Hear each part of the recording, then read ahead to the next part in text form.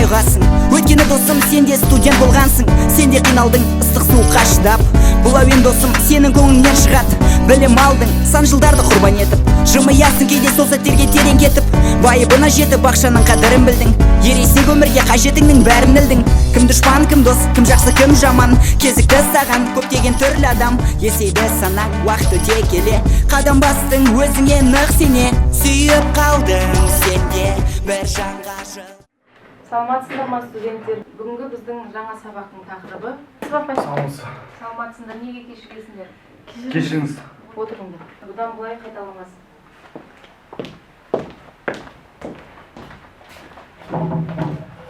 Сендер жаңа өмір бастадыңдар. Жаңа орта, жаңа достар табайын деп жатырсыңдар. Жаңа махаббат десеңізші апай. Иә, жаңа махаббат, жаңа студенттік махаббат. Сен де жігітке ғашық болғанымша өлгенім жақсы. Сен де қызға ғашық болғанша өмірден жалғыз өткенім жақсы. Нұрай, білесің ба, менің жігітім бар емес па? Маған әрқашан жылы сөздер айтады. Маған қабағын жеп қарамайды. Әрқашан еркелетіп жүр. Менде жігітім таза жүреді. Және ол маған да жылы сөйлейді. Өте таза менде жігітім.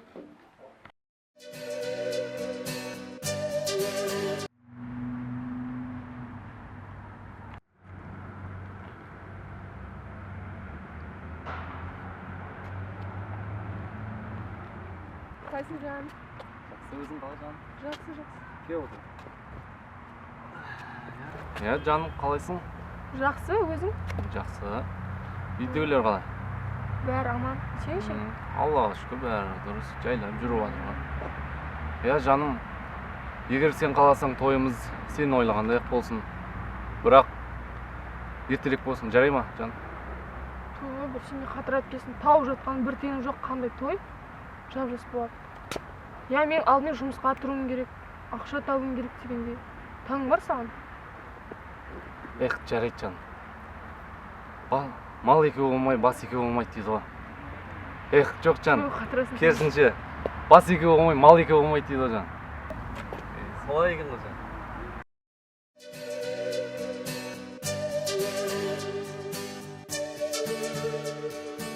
Алло, жаным. Алдында мұны? Иә, шығайын деп жатырмын. Аха. Жігітім ғой, қазір сені таныстырамын келе жатыр. Жарайды. Жаным, қайдасың? Сен де ма? Иә, қазір шығайын деп жатырмын. Жарайды. Мен күте келіп тұр екен. Мен де сені кім сен? Өзің кіммен сен таныстайын.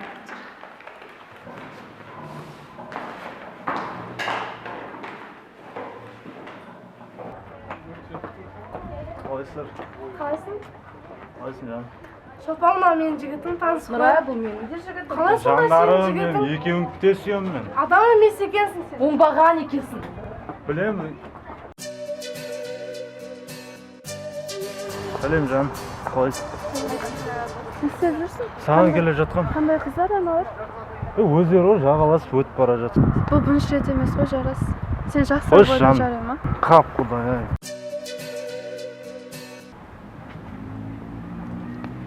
Дос, кеше қыз не болды айтпақшы? Ой, ол қыздың ол мен аламай қалдым. Үйіне қайтып. Ассалаумағалейкум, жігіттер. О, жарас болған. Отыр енді. Отырсыңдар. Күнделік дос бір жерге жиналамыз. Өзгеріп жатқан ештеңе жоқ ше.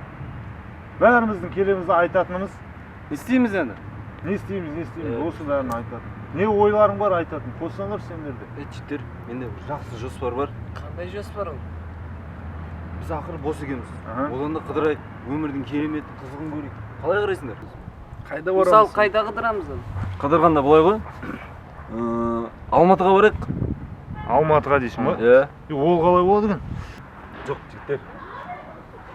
Болмайды. Алматыға бара алмаймыз. Иә, болмайды екен. Иә, болмайды екен. Арман досым білесің ба? Мен бір қызға ғашықпын. Бірақ ол әзірге үнсіз махаббат болып тұр да. Үнсіз екеуіңше ымдап сөйлесіп жүрсіңдер ма? Жоқ, ымдап емес. Мен оған өзімнің сезімімді білдіре алмай жатырмын, досым.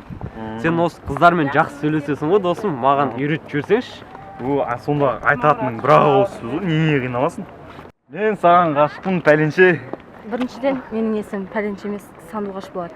Ал екіншіден, мен саған ғашық емеспін.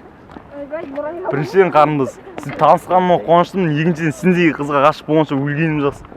Я, сонымен не болды досым? Қойшы, үшіншіден сені аузыңды жапшы. Төртіншіден түкірмей сөйлеш. Сонымен жігіттер, бүгін тағы ештеңе шешілмеді ма? Иә. Шынымды айтсам, шаршадым бәрінен, жұмыссыз жүруден де, үйдегілерге де қара бет болды. Дұрыс айтасың досым. Оқу болса бітті, дипломда сандықта. Әзірге бізге жұмыстың басын ұстау керек. Қолды ұстасақшы бейді. Жігіттер, қойшы сенді. Адам сияқты айтып жатырмыз ғой. Қойдым бұл.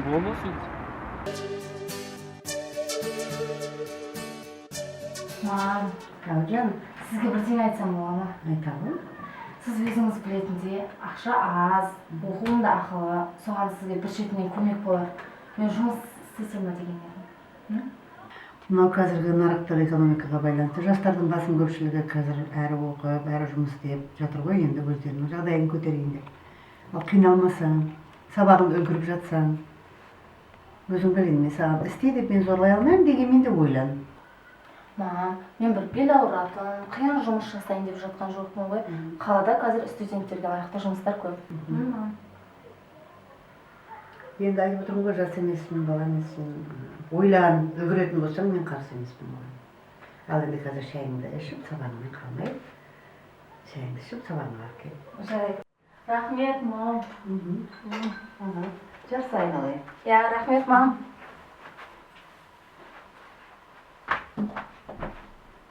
Қалайсың досым? Жақсы? Бара тұрмын мен де қазір. Менде керемет жаңалық бар. Жалпы солай десе де болады, қазір барам, ақма? Хорошо, давай. Ассалаумағалейкум, Мереке. Уағалейкум. Керемет бір жаңалығым бар. Қандай? Жігіттерге айтар. Жұмыс па? Жалпы солай десе де болады. Енді тағатын дос па айтсайшы енді. Түс көрдім. Түсімде біреуміз гитара, біреуміз домбыра, біріміз Ямаха ұстап алғанбыз. Жұлдыз болып отырып қой. Не деген керемет, менің ойыма кіріп шықпап бұл. Мен түсімде аян берді ғой бауыр. Дұрыс деген. Жалпы үй қалай? Жақсы, Аллаға шүкір. Дост, айттым мен саған жаңадан бері ойнама деп лақа тұрғын. Қайдан білейін енді? Ұтанба деп кірген ғой. Білмеймін сен қалай не қылған. Ақша менен сұраған өткен. Мен сенге ақшаны қайтарам ғой. Лақатронға құртып жүрсің ақшаны. Ақшаны қайтарам ғой, үйге барған соң қайтарам, дос. Береке қалай? От әке. Отырыңдар ке. Не болған көңіл күйлерім жоқ. Сен сұрыңыз, біз айтпайық. Жігіттер, менде бір керемет жаңалық бар. Жақында жұлдыз боламыз біз.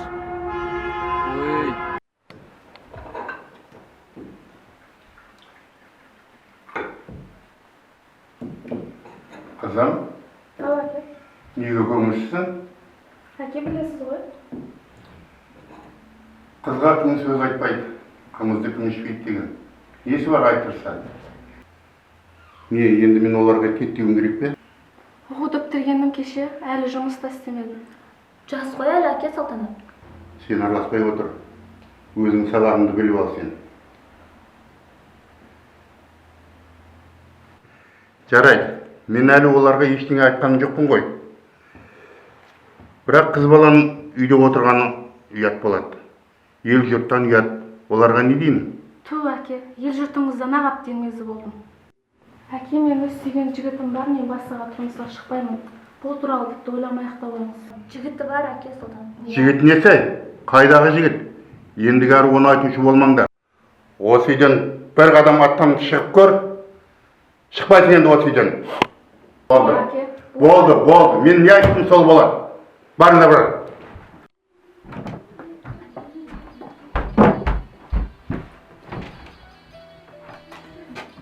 Салта қош болды.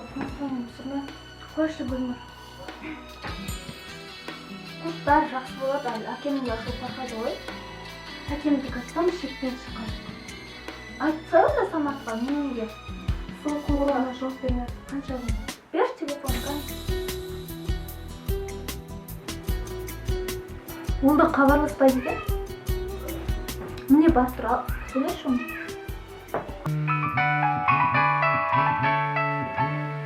Жан хабарласып жатыр. Алло, Гүлназ. Сен ба? Қалайсың? Жақсы, өзіңіз? Аға қайда? Жоқ, үйде емес. Үйде жоқ па? Жарайды, жақсы. Не дейді? Үйінде де жоқ екен. Ол да бір. Ой, жұрттарға жан хабарласып, біздің жан қайда екен? Гүлназ! О, кімді айтсаң, сол керек. Қазір! Гүлназ! Не? Үйінде ағаң бар ма? Сен өзі ағама келесің ба, маған ба? Саған әрине. Бері кетсең онда. Бүгін не әкелдің? Бүгін сникерс. О, сникерс. Тезірек кет, қазір ағам келсе екеуміз де құрамыз. Ақмақ.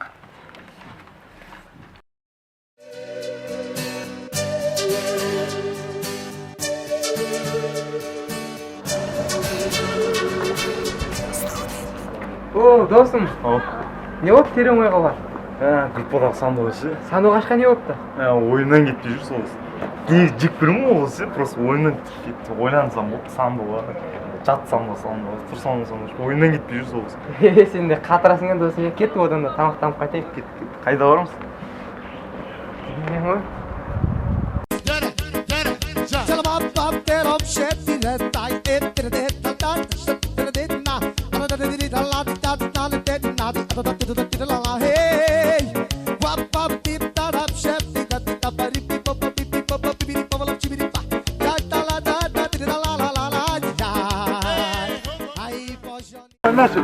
Мұның не?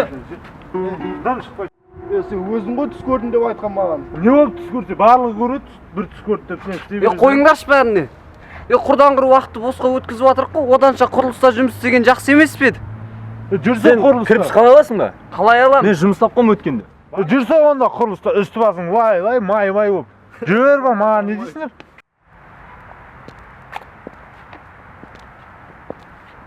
Алло, жаным. Айта бер жаным. Мен келдім. Қайда? Мен саяқта тұрмын, сені күтіп тұрмын. Аха. Қазір барам. Жігіттер, сендер отыра беріңдер. Қайда кет? Мен Ақботаға өтіп қайтайын. Жарай ма? Жарай. Онда мен де кеттім қызыма. Қайсысы қызыңа? Үйленетін қызым ғой кәдімгі. Бара бер. Қызықсыңдар. Сонда болды ма? Ансамбль бітті ма? Тарады ма сонда? Сендер, ансамбль.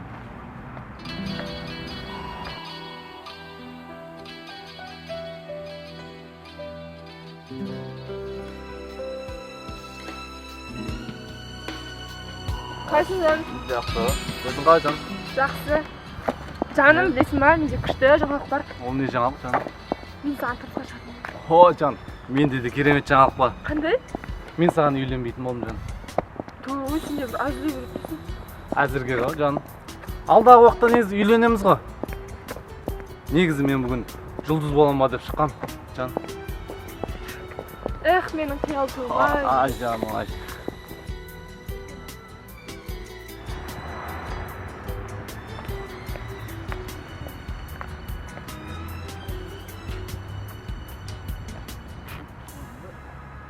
Күтіп қалмадың ба жаным?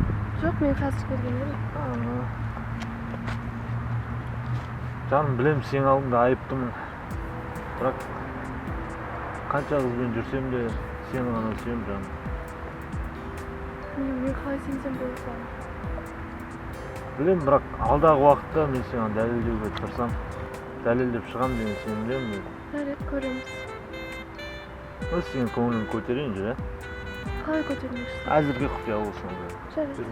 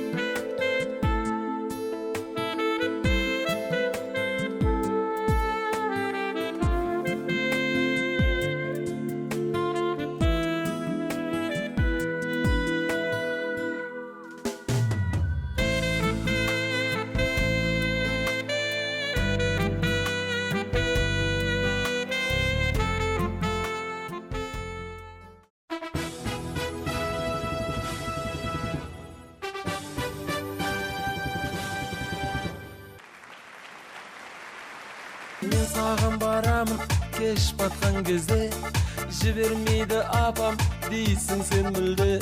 Тым болмаса жаным телефоныңды ал, телефоның шырылдайды шыңғыр шыңғыр, домбырамның үні ұқсап діңгір діңгір.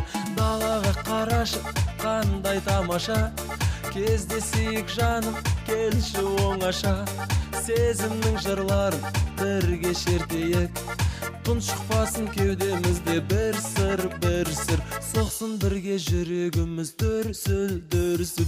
Өзіңде ешкім жоқ жаным мен үшін.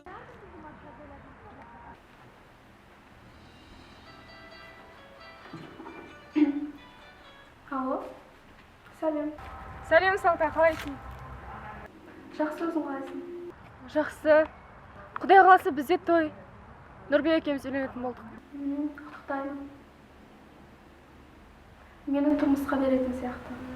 Қайта жақсы емес па? Жоға, сүйген адамы емес. Ана маубас білем мұны. Ой, кешір, жігітін айтқаным ғой. Жоқ, қоңырау шалып тағылмай жатырмын. Жарайды онда, мезгілсіз уақытта хабарласқан сияқтымын. Көңіл күйіңді түсірме. Жоға, саған қайта қуаныштымын, сүйгеніңе бақытты бол. Жақсы онда. Пока. Студенттік махаббат, студенттік махаббат, студенттік махаббат. Құдайдың күткені осыға келіп жиналамыз. Шығып жатқан бір нәтиже жоқ. Нәтиже болса екен, ренжімеңдер, бірақ ертеңнен бастап мен шыға алмаймын. Жұмыс істеймін, одан да ақша табайын. Бос қиялдан шаршадым. Мойныңдашы өзіңде. Иә, шынымен ақ досым. Бұл әнші болу бәріміздің де арманымыз. Тек арман болып қала беретін сияқты ол. Мүмкін сендердікі де дұрыс шығар. Мен де шаршадым барлығынан ше. Я білем жігіттер, бәрінің мойнында бір дарын бар. Бізге осы бұлақтың көзін ашатын адам керек.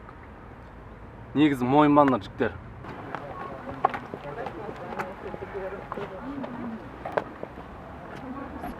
Студенттерге жұмыс. 8-7.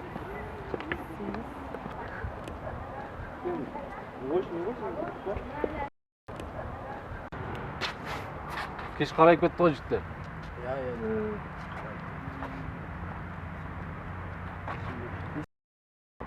Кастинг, киноға.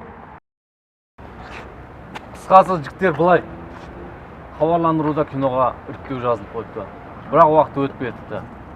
Мүмкін үлгерерміз. Барып көрейік, дарымыз сынайық. Уақыт өтіп кетсек, актерларымды іріктеп алып, кино басталып кеткен болар. Қойындаршы, бос әурешілік барлығы. Бірақ актер болу арманы. Онда неге өзіміз кино түсірмеске? Дост оған қаржы керек қой. Ақшан жұмыс істеп табамыз. Табамыз. Сценарий мен режиссерді қайдан аламыз? Бірақ ол да бар екен ғой. Ол жағын ойламаған екенбіз ғой. Таптым жігіттер. Кім? Не таптың? Ауылдағы қиял досымыз ше. Нағыз сценарист, нағыз режиссер. Бұл әдем ой. Өнер жолында жүрген жастарға қол ұшын созар бір ағам бар. Бәлкім сол ағаммен ақылдасып көрерміз. Батасын алайық жігіттер. Ау жаным, мұндамын жаным ботаққан, машаққан, алып қойдық. Сау тамағыз бар. Қалай Сізге бірдеңе айтайын. Мен жұмыс таптым. Жақсы, сабағыма да кедергісі жоқ. Жақсы жұмыс екен. Істей берсем бола ма, мам? Қалай кесті болдың? Сен өз алдыңа дайындап жүргенсің ғой өзің? Енді жұмыс тапқан екесін бір апта көріп, аяқ алысыңды қарайық, үлгеріміңді қарайын, қалай болар екен. Бір апта көрейік, стажировка деген бар ғой? Жайық, мам. Аға, жараспа біреу звондап жатыр ма?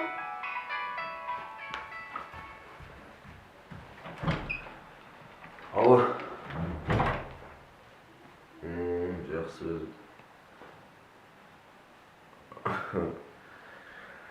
Аңғанда қандай құшақтап сүйім кеп тұр сені. Жай ма?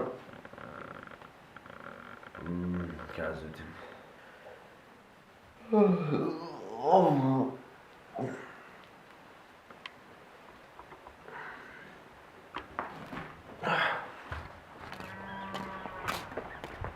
Жібермек, не істеп тұр? Жуылайын деп. Анаған ба? Иә. Астапыралла, астапыралла.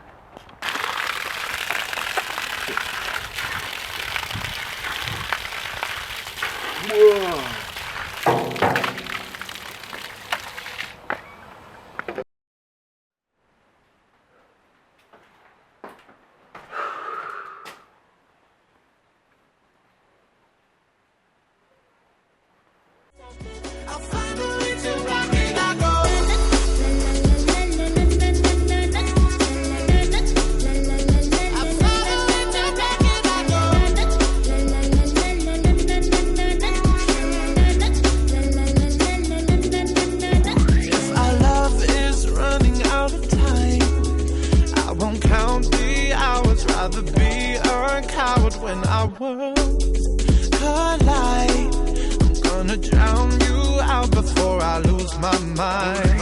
I can't find your silver lining. I don't mean to judge, but when you read your speech, it's tiring. Enough is enough. I'm covering my ears like a kid. Арман, наңғара. Ол не? Кастинг. Кастинг? Иә. Уақыт өтіп кеткен ғой.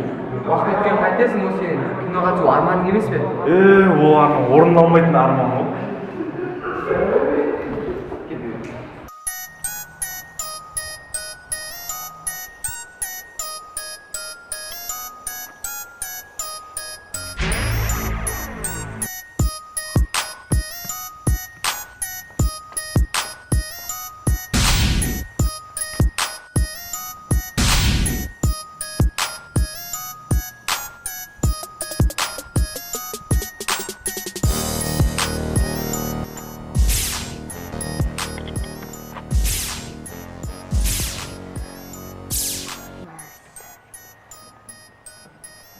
Алло. Алло. Жолдас. Алып тұр ғой. Қоя берші ағамды. Оны өзім тындырып қойғам. Үйдің ар жағына кел.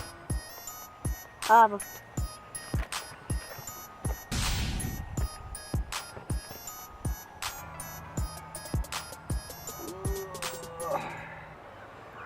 Алло.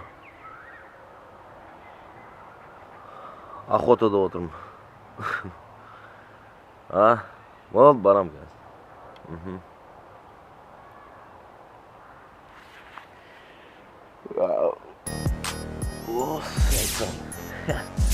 Салдың ба?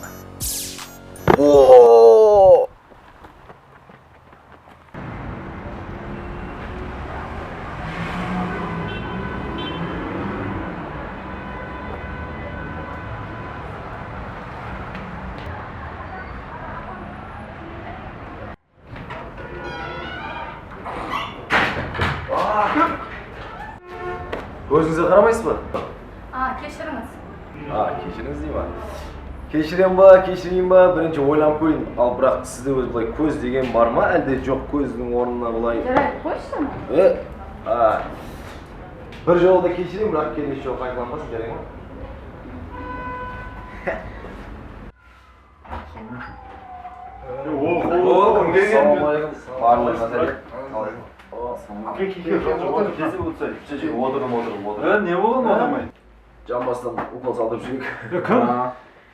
Гүлназ бар, кішкене қандасың. Үйінде кішкене қандасың ба? Өзі дәрігерлікке қатты қызығады, сол укол салып беріп. Жалпы оны ойла тұршы досым. Сен бала кезден арманың бар еді ғой. Соны орындаймыз біз арманын. Алтын балық ұстап аласың ба? Жоға досым, кино түсірем деген арманың бар еді ғой. Орындалмаса арман ол істі. Біз соны орындаймыз.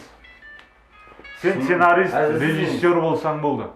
Қалғанын біз шешеміз. Жалпы бірден кіріп ештеңе түсініп жатқан жоқпын, бұлай шамалы ашығырақ айтсаңдар не болады, не қояды. Жалпы бұлай досым.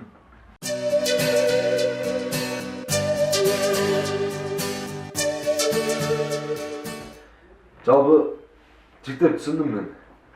Бірақ шынымды айтсам маған сценарий жазу үшін бір басымнан бір қуанышты немесе қайғылы, жалпы бір әсерлі жағдай маған түрткі болады шабыттың ашылу үшін ше. Немесе бір керемет табиғат, мүмкін бір керемет қалаға барсам содан шабыттанам ба деген сияқты енді. Солай. Астанаға барсақшы мысалға. Астана неге болмаса Астанаға барайық. Бірақ оқта бізді кім күтіп алады? Жоқта. Абай бар емес пе жаңасы? Айтпақшы Абай бар ғой өзімізде. Қай Абай? Өнердегі ше. Жіктер бітейікші. Абай ма? Мен қазір шамалы уақытым тығыз болып тұр, асып тұрамын. Не алса кеше жағын жиналайық. Онда хабарласайық. Телефонда бол. Бір бетіңе де хабарын бердір онда. Құдай қаласа барлығын жиналайық. Жақсы. Сәлемдер жаққа. Хорошо. Ағылы сен ба? Мен саған қанша жерде айтамын, сенде өз көз бар ма, әлде жоқ па? Тота. Кешірдім. Ашуымы олайын сен.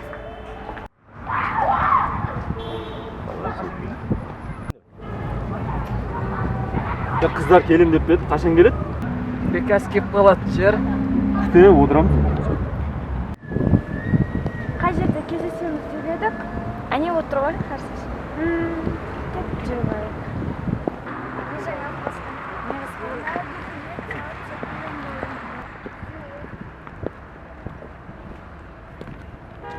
Сәлем қыздар, қалайсыңдар?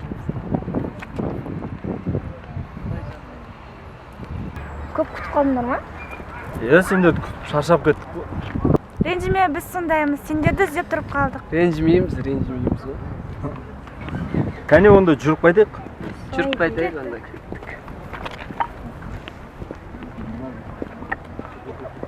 Sürekli öşbeyde Studentek mahabat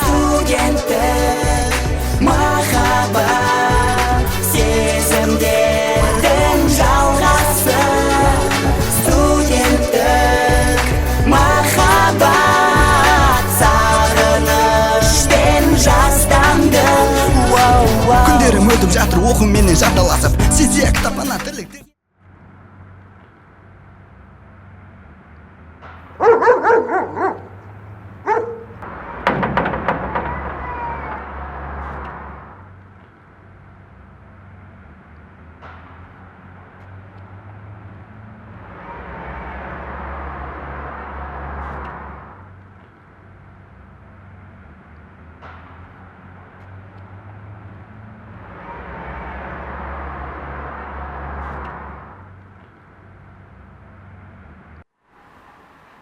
Қызығы екен ары қарай жалғастыршы.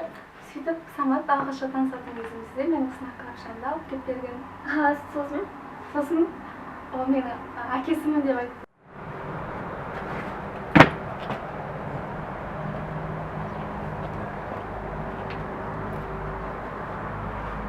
Кім? Самат. Алло. Алло. Сәлем Салтанат. Мен келіп тұрмын. Папа үйде ма? Папа үйде ма? Жоқ. Жоқ екен. Жоқ па? Жоқ. Арт терезеден қарашы. Мен сонда келіп тұрмын.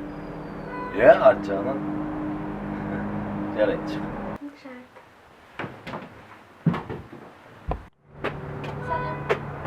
Сәлем жан. Қалайсың? Жақсы өзің. Сағындың ба?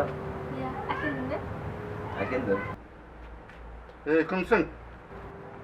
Не істеп жүрген баласың сен? Ассалаумағалейкум бүгін. Уағалейкумассалам. Қалай саған? Гүл сатамыз, көтерме бағада, арзан бағада. Гүл сатып жүрмін де. Не ғой? Жарамазан айтып келдің есік. Тоқта. Қандай жарамазан бұл? Оразаның біткені қашышан. Бітіп қойма. Басты, аға, мен ниетім түзу ғой. Ниетім түзу, мақым. Жарамазан айтқан еңбегің бар ғой. Ал. Рахмет аға. Бағыңыз ашсын.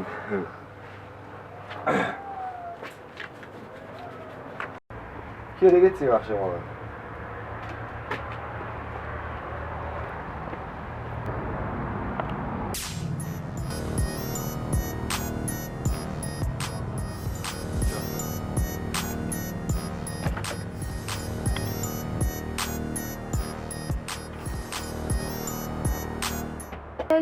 Ай, сен ба? Не? Кетші. Не? кешіріңіз. Иә, жатқанмадың ба? Жоқ, келе ғой.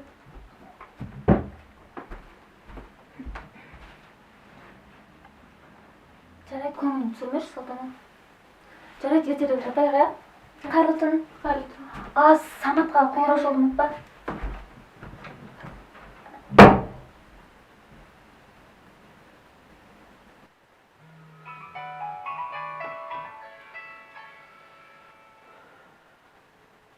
Аужан. Қалай жақсы жеттің бе? Ja, жеттім. Не бұл, мен ертең Астанаға жол жүріп бардым. Екі күнге. Жақсы онда ұйықтауға қайырдым. Жарайды ғой, бірақ мен әлдеймше. Ұмытып барады екен. Жарайды, ұмытым да. Қараңғы түн, айласпан, ұйқыға да жайғасқан. Өлең жаздым жүрекпен, сезімдерім жайласқан. Қиын қазір саған баруым, емі болдың жүрегімнің дәруін.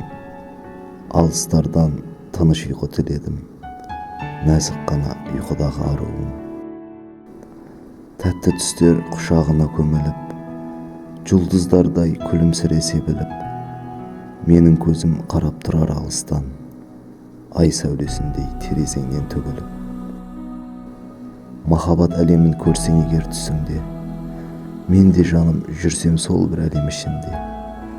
Тыңдап көрші сырымды сен мендегі, айта алмай саған сақтап жүрген ішімде. Түсіңе қорқыныштар енбесін, мазаламай мүлде саған келмесін. Алыстарда қалсамдағы мен жаным, ұйықта жаным, қолдарым сені тербесін. Сен деп соқса түн ішінде жүрегім, тәтті ұйқыда жатқаныңды білемін. Шын жүректен ұйқыдағы салтанатқа алыстардан қайырлы түн тіледім. Қайырлы түн тіледім, ұйықта жаным.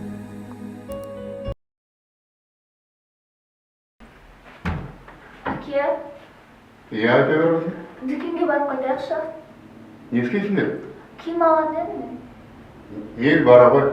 Салтанат екеуміз. Не? Салтанат екеуміз. Жоқ, Салтанат бармайды. Ол үйде отырады. Бармайық та ғой. Әке, маған киім таңдасыншы. Мейл, жарты сағатта жіберем. Рахмет, әке.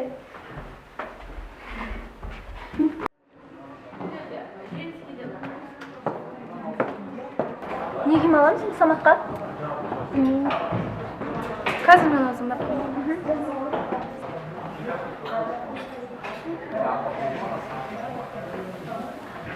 Аужан. Алло, Самат қайдасың? Үйде? Қай жай ма? Жоқ, жай. Жарайды. Размерін сұрамадың ба? Ешқалай сұрамын, ыңғайсыз ғой.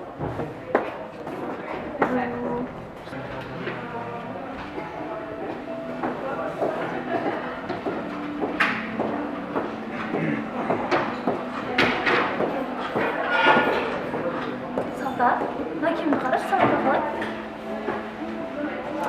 Арзан. Неге әдемі сияқты ғой? Жоқ, Саматқа мұндай киім жараспайды ғой.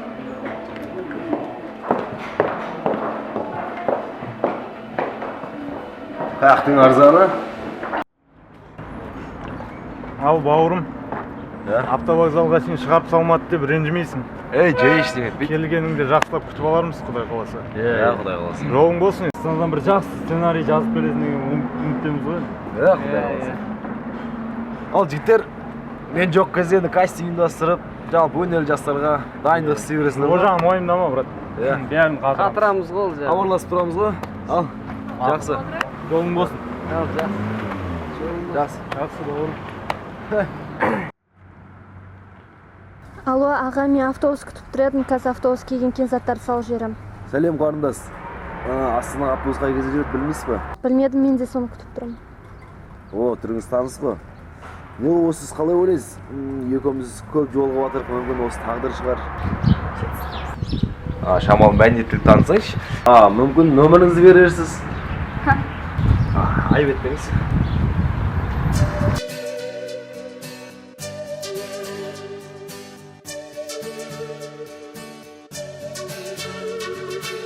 Студенттік махаббат, студенттік махаббат, студенттік махаббат.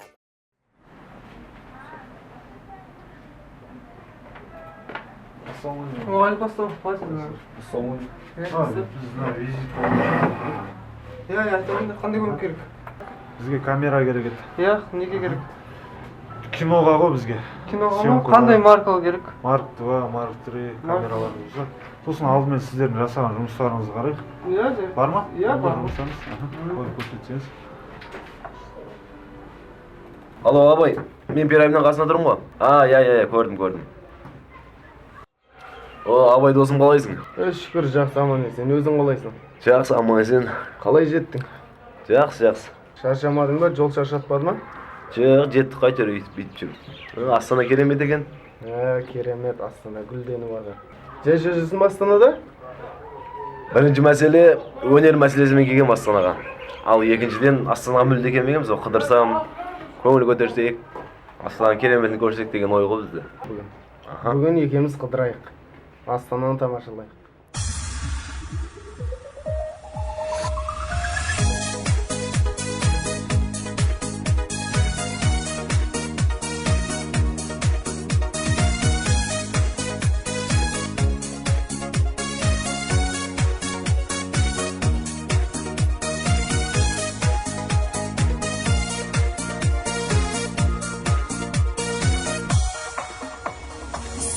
Сезім сенсіз, жанады сенсіз, жанып өшкен шоқ боп қалады сенсіз.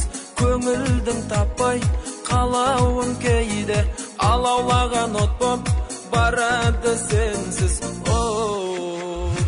Арман атты сезім алдайды мені, балдан тәтті сөзің баурайды мені.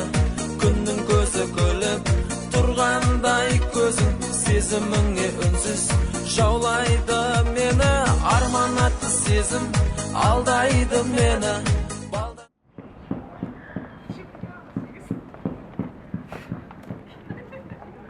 Айттым ғой мен саған ойнама деп, ақшаның бәрін құрттың ғой сен. Қақтан білейін мен? Соткында зауытқа тастап кеттің. Ұтанба деп кірдім мен. Мақыл қойшы. Мен қазір киімді ауыстырып кетейін. Қақа баратсың не? Балдар күтіп отыр ғой аяқта. Тез келесің ба? Тез келемін. Тез бар.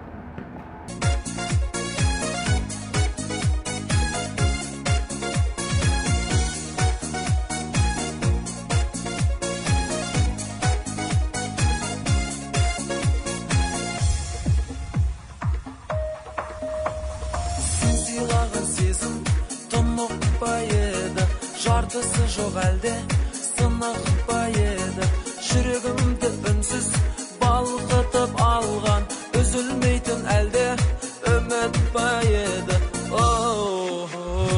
Арман атты сезім алдайды мені, балдан тәтті сөзің баурайды мені. Күннің көзі күліп тұрғанда. Керемет. Қыдырған сайын қыдырған келе берді Астанада. Ауада қайтатын кез келді. Не үшін келдің Астанаға?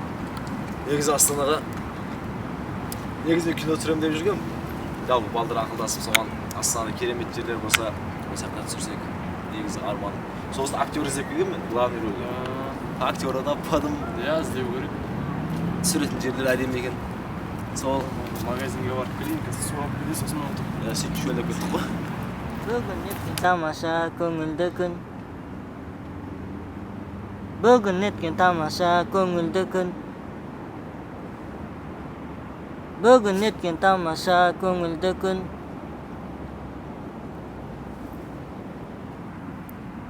Бүгін еткен тамаша көңілді күн.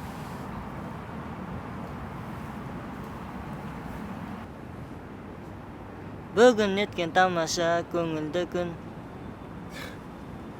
Әшік? Тамаша көңілді күн. Әшік? Қалай жағдай? Че, нормально, как сам? Түсінбедім. Че нормально, как сам? Да ты что, ты российский стреляешь? Я солай болдым. Қалай жағдай жалпы, не істеп жүрсің астанада? Сол жүрген. Мен ба? Астана кино түсіремін деп келемін негізі. Астана керемет жерлер. Сосын актер іздеп жүрмін досты. Қылайш? Күні бойы актер іздеп вообще актер таппадым. Қылайын жолды лайфты. Досты, не насайды? Сені? Актерға ма? Иә. Сен не істей аласың? Бәрін істей берем. Мысалы? Қарасайды, дост, қарасайды. Мен Брюслиге ұқсаймын ба? Брюсли? Иә.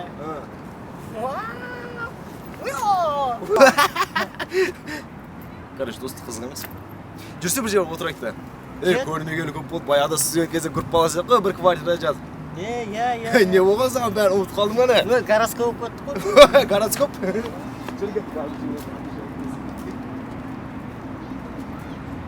Sana manaylık duyacağım da. Да, манайлық талибай, ведрамный воды таскай. Сен осы орысша сөйлеуден қайтпайды екенсің, Қай магазинге кірсең болды.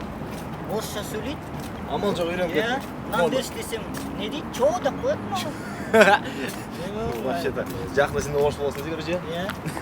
Базар нет.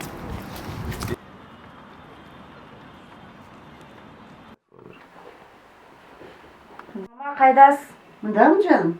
Мама, кешегі сіз рұқсат берген жұмыспен сөйлестім. Сонымен бүгін көрісіп жолып қайтсам қалай қарайсыз?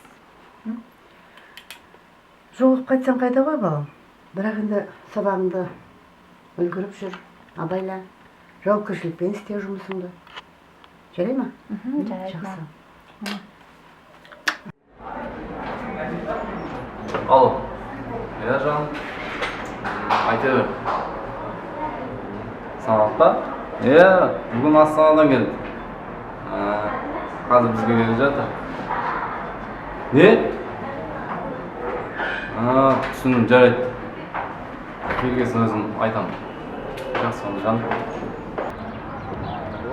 Тағы ассалаумағалейкум. Қалай брат, жағдай қалай? Амансың ба? Аман есен. Қалай жеттің? Жақсы, автобуспен келдік па? Ауыл жылы екен ба? Астанада мынау. Жорын ба? Жігіттер қақта? Жігіттер кастингте? Кастинг? Сендер сценарий дайын болмайды, кастинг басталасың. Қазір анау өнері бар жастар жинап дайындап кетіп барады жерде. Құдай қаласа киноға дайындық қойса. Иә. Жалпы солай да. Не істейміз, кастингке барамыз енді? Иә, жүр киіміңді ауыстырып кет.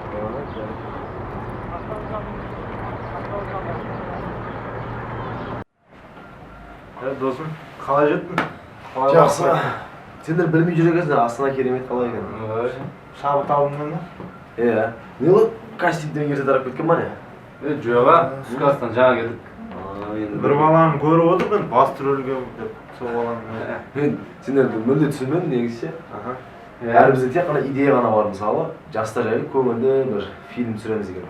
Сценарийда дайын емес, сендер рөлді адам дайындап жатыр екенсіңдер. Мейлі, не ғой, қыз таба алдың ба? Қыз таба қоймады. Қалмады қыздар.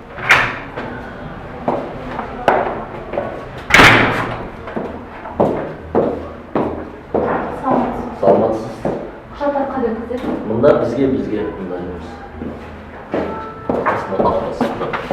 Негізі бізге бір әдемі, бір сұлу, бір келбетті бір қыз керек негізі. Керек. Негізі? Мысалы қандай? Құжат өткізетін деп отырмын. Есіміңіз Сандуғаш. Сандуғаш қой? Иә.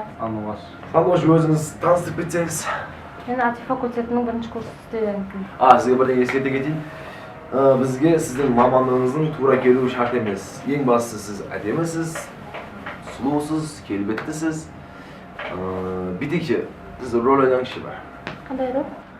Мысалы, өзіңіз үйде бір дайындалып келген рөліңіз. Мен сізді мүлдем түсінбедім.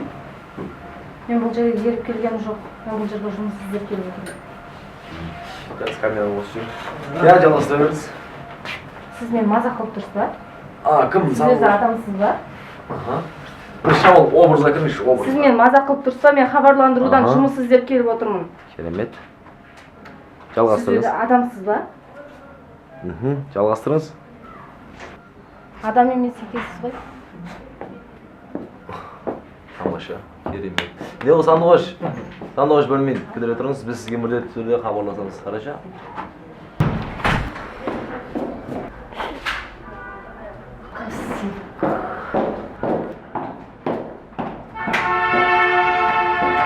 Атышы! Басшы. Айта бер достum. Не ғой Самат, саған қалай айтарымды білмей тұрмын. Тыныштық па? Салтанат жайында ғой. Салтанат па? Қоңырау шалып та аламай жатырмын. Қақта екен ол қыз? Өзімді таппай қалдым. Тыныштық па? Ақботадан естуім бойынша, сен Астанаға кеткен кезде Салтанат алып қашып кетіпті. Не? Салтанат алып қашып кетіпті. Оңай ма, дост?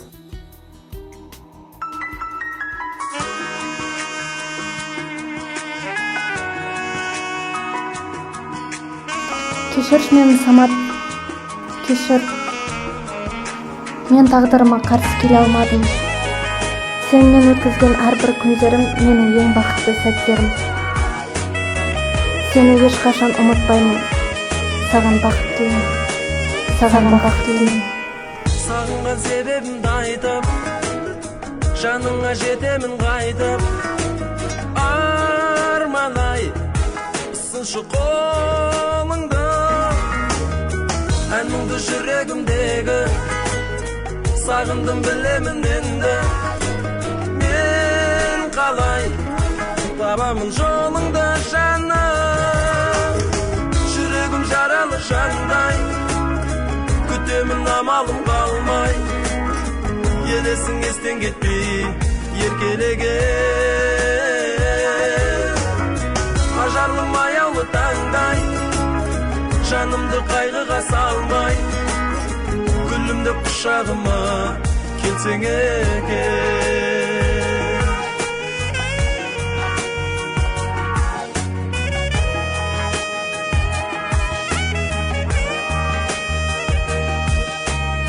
Айта алмай баланымызды, мөп-мөлдір жанарымызды, мұң шалдай сарғайып санамыз. Бақытты талып іздебек, айрылды жолымыз бөлек. Тым шалғай алыстап арамыз жаным, жүрегім жаралы жандай, күтемін амалым қалмай, елесің естен кетпей еркелеген. Ажарлым аяулы таңдай, жанымды қайғыға салмай, гүлімді құшағыма келсең екен.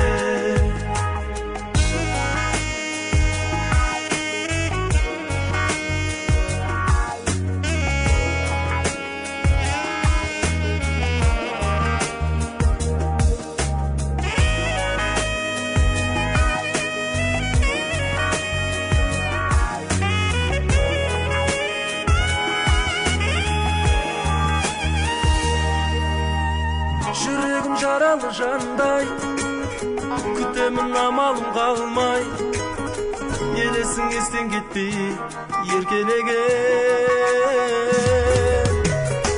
Ажарлым аяулы таңдай, жанымды қайғыға салмай, гүлімді құшағыма келсең екен.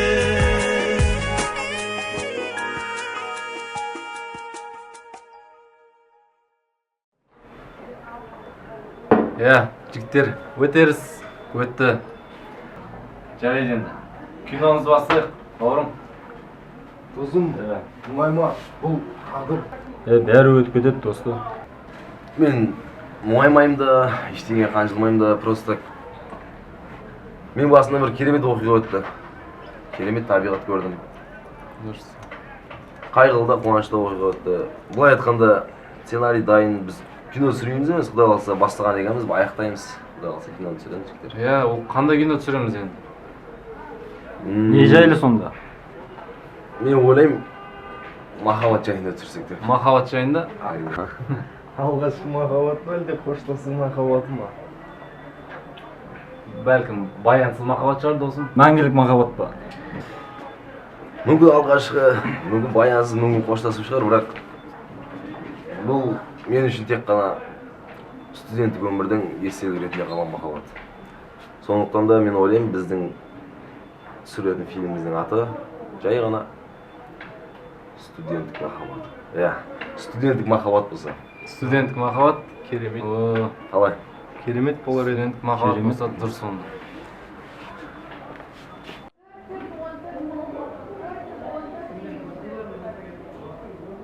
Алло, салам алейкум. Арман бекен бұл? Алдың жол кастингтен сіз өтіп едіңіз. Иә. Біздің режиссеріміз да сізді басты рөлге ұсынып жатыр еді. Иә. Если қолыңыз бос болып жатса, офиске өтсеңіз. Жарайды онда. Сандуғаш.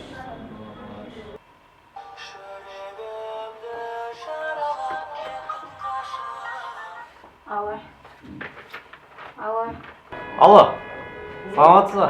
Иә. Сандуғаш сіз бе едіңіз?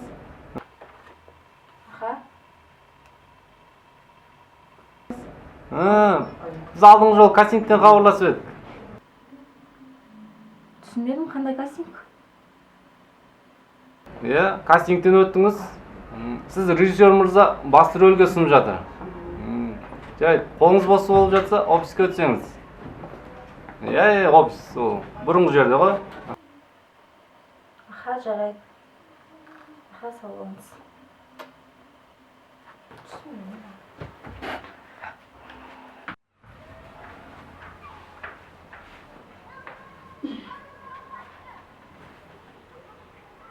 Несіне отырған?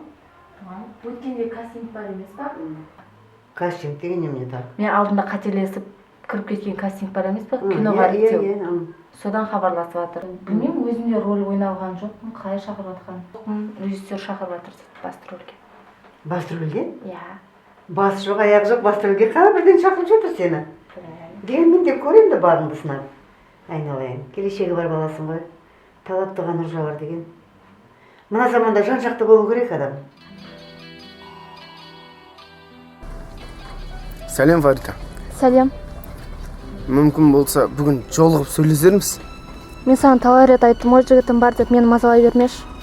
Мен сенің бұл күнге дейін қасыңнан жігіт көрмедім ғой. Сәлем жаным, қалайсың? Бұл кім? Білмеймін, жігітім бар десем де қасымнан кетпей жатыр. Бауырым, жүрші екеуміз сөйлесіп қайтайық. Жан, артық кетпейсің ғой. Жарайды. Бауырым, бұл қыз менің негізі құда түскен қызым еді, үйленсем ба деп жүремін. Алса түсінесің ғой, мазаламай қойшы. Жарайды, ондай жағдай болса. Бақытты болыңдар. Неге олай жасадыңыз? Мен алыстан байқадым, сіз ол жігітті сүймейтін сияқтысыз. Негізі адам өз сүйгеніне қосылған кезде ғана бақытты болмайды ма? Мен сүйгенім жоқ. Сүйгеніңіз жоқ па? Егер құпия болмаса есіміңізді айтарсыз. Әзірге құпия болып қалай берсін. Әзірге? Сіз соны менімен тағы жолығам деген ойдасыз ба? Мүмкін. Егер күнде жолығып атсақ, тағы сіздің 5 минутқа жігітіңіздің рөлін ойнауға дайынмын. Жарайды. Ал Арман, мынау құдай қаласа сені студенттік махаббат фильміне бас рөлге ұсынғалы отырмыз. Құдай қаласа мұны Алла нәсіп етіп отса, сол рөлді енді жақсы атқарып шығуыңа тілектеспіз енді. Жалпы бір сөзбен айтқанда, қазір режиссердің өзі келіп, барлығын түсіндіреді өзіне. Өткенде бір қыз алынған, басты рөлге екеуің ойнайсыңдар. Жалпы құттықтаймын, кастингтен өттің, басты рөлде өзің сомдайсың. Құтты болсын. Ассалаумағалейкум жігіттер. Алейкум ассалам. Азап ешітім ойым я? Басты рөлде кейіпкерге қатысам. Есімі? Арман. Арман отыр. Арман, жалпы жігіттер бір ауыз айтқан шығар саған. Біз құдай қаласа студенттік махаббат деген бір фильмді қолға алған жайымыз бар. Сол фильмде сені басты рөлге ұсынып отырмыз. Құдай қаласа қазір басты рөлді ойнайтын қыз да келіп қалар. Қаласа екеуін таныстырып, бір-бірін үйленісіп. Келіңіз Саржан, сіз айтып қаламыз. Келіңіз Сандуғаш. Бұл қыздың есімі Сандуғаш. Мына Арман деген жігіт. Сандуғаш, танысып қойыңыздар, сіздер басты рөлді сомдайтын ғашықтарсыздар осы фильмде. Мен келіспеймін. Мен де келіспеймін. Келіспеген емес. Неге келіспейсіздер? Біз өмірде бір-бірімізді танимыз. Онда тіптен жақсы емес па? Ол мені жек көреді ғой. Жек көреді? Иә. Арман, сіз Сандуғаш жек көресіз ба? Жоқ, ол қайта ол жек көреді. Сіз ба жек көреді? Жоқ. Онда мүмкін бір-біріңізді ұнататын шығарсыздар. Жалпы фильмге түсуге келісесіздер ба? Иә. Тіптен керемет. Олай болса құттықтаймын. сіздер студенттік махаббат фильмінде басты рөлді сомдайтын актер актриса болыңыздар. Көп рахмет, иә.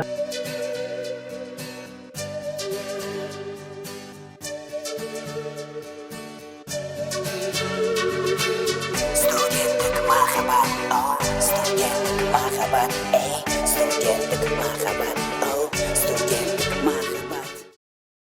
Сен кімсің? Не болды? Баклашкаң істеді маған. Ол менің баклашым емес. Сәлем, қалайсыз? Сәлем. Ашулансаңыз әдемі болып кетеді екенсіз. Негізі мен ниетім түзу болған екен. Неге? Біз тағы жолықтық. Тағы да жолығамыз деп ниеттенген екенсіз ғой. Жарайды, қайда кетіп барасыз? Үйге. Мүмкін үйіңізге шығарып саламын сізді. Жарайды. Өзіңе нық сене сүйіп қалдың сенде, бір жанға жылы қарап жүректен өшпейді. Студенттік махаббат, студенттік махаббат, сезімдердің жалғасы. Студенттік махаббат, сағыныштен жастанды. Күндерім өтіп жатыр оқуменен жанталасып, сезе кітапхана тірліктерде қарбаласып, бір сәтке демалғың кеп тұрады көңіл тасып. Сол кезде досың келер әрқашанда көңіл ашық. Шіркін ай сол кездер ай, тұп-тұнық сезімдер ай, ғашық болып бір-біріне түніменен көзілмеді ай. Күн сайын күтіп алып оқуының алдында, алаулап өшпестей болып жанатұғын сезімдер ай. Өмірімді өзгерткен, көңілімді гүл еткен, қызығы еш таусылмас студенттік күн екен. Достарым да қасымда, досың барда жасыма, ең ғажайып күндерің студенттік шағыңда. Студенттік махаббат, сезімдердің жалғасы. Студенттік махаббат, сағыныштен жастанды. Сені жаным аңсадым, қол жетпесті арманым, қызыл гүлде қызғалдақ бақшамдағы гүлзарым. Сені жаным қаладым, сенсің менің арманым, сол гүлдердің ішінен сені ғана таңдадым. Сенсің менің шапағатым, сенсің менің ән қанатым, жүрегімнен орын алған студенттік махаббатым. Студенттік махаббат, сезімдердің жалғасы.